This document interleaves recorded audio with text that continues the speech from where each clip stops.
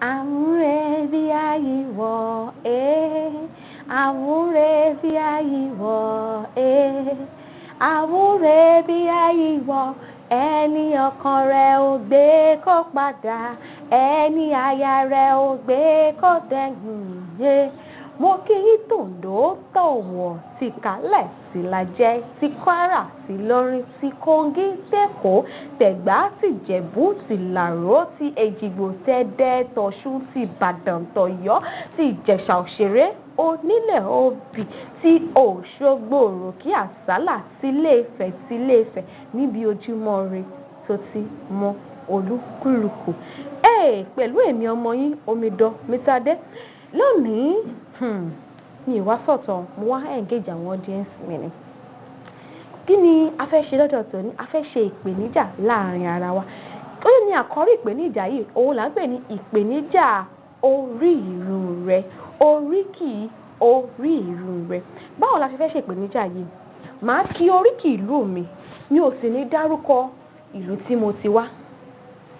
Eléyìí ò yọ Yorùbá, Haúsá, Ìgbò, Tógò, Kòtónú, Ghana, ibikíbi tó bá ti wà, tó bá ṣàti ní oríkì ìlú ẹ̀, wàá kí oríkì ìlú ẹ̀ within the frame of 30 seconds to 45 seconds. Wàá fi kí oríkì ìlú ẹ̀, àmọ́ nínú oríkì yẹn o gbọ́dọ̀ dárúkọ ìlú tó ti wá.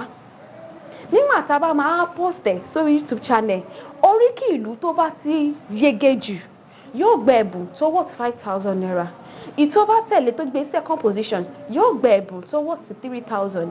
Ìtó bá wá ṣe ìkárí yóò gba ẹ̀bùn tó worth 2,000 naira.